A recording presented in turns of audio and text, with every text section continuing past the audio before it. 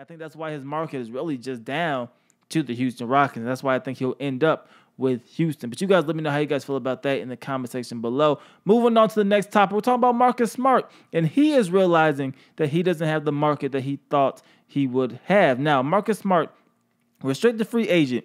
We knew coming into the offseason, he's looking between $13 and $15 million per season. That's what he's looking for. That's his asking price, and I think he's absolutely worth that asking price. However, this is the summer of 2018, and teams are paying the price, and more importantly, players are paying the price of the irresponsible spending that went down in the summer of 2016. Now, in 2016, teams got money because of the increased salary cap and the new TV deals. When they got that money, the NBA, they proposed that they gradually increase. But the NBA and the Players Union, they wanted all the money up front. And what that did was it caused teams to spend erratically and extremely irresponsibly. That's how you got the Joakim Noah contract. That's how you got the Luol Deng contract. You got the Timothy Mozgov contract. A lot of contracts that teams don't really want any parts of was done in that summer of 2016, where teams just had way too much money to go around, and they were just spending it because they had it to spend, and they were going to spend it. And now teams paying the price because they don't have a lot of money to spend in the summer of 2018, and that in turn is actually hurting the players in this class of free agents. Now, Marcus Smart, like I said, I think he's absolutely worth $13 to $15 million per season. But how many teams have the money to do that?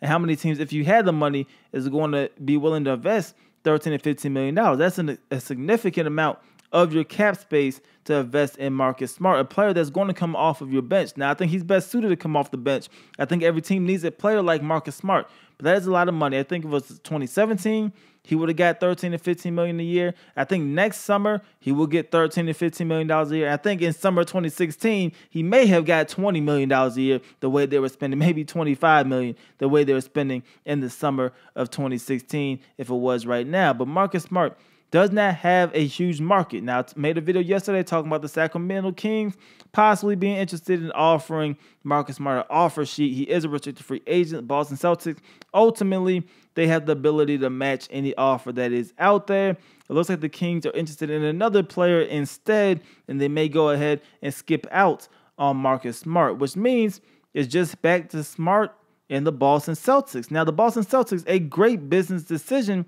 by deciding not to offer the $13 to $15 million per season, because if you could get them cheaper and you know the climate, you know the market isn't out there for Marcus Smart, why not go ahead and get him cheaper?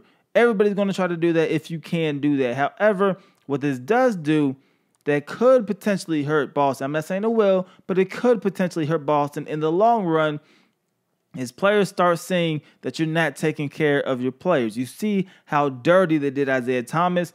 I think that was absolutely dirty for what he did for your organization and that season, just to trade him like that without really having any dialogue or talking to him at all. I think that was absolutely wrong.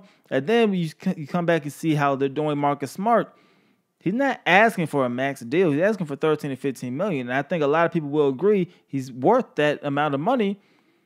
But they're not going to give it to him because market dictates this year alone, he's not worth it. If this was summer 2019, like I said, he will get that money. If it was summer 2017, he will get that money. But they know teams don't have money. They are strapped for cash.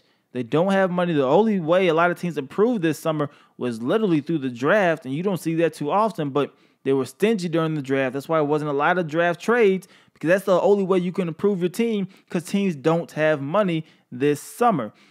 So Marcus Smart literally falling victim to the fact that teams don't have a lot of money, and it looks like he's going to have to sign a deal worth less than his market value. Now, the only way Marcus Smart could kind of get out of this is if he signs a short-term deal. We don't know if it's going to be long-term or not. If he signs a short-term deal with the Boston Celtics, say a year, but a player option, maybe 2 years with a player option, then that allows you to play out that contract, hit the open market again, and then try to collect your money. It'll probably still be with Boston, but then at that point, you can collect your money. I think that's the best move for Marcus Smart, because simply at this point, not a lot of money going out left.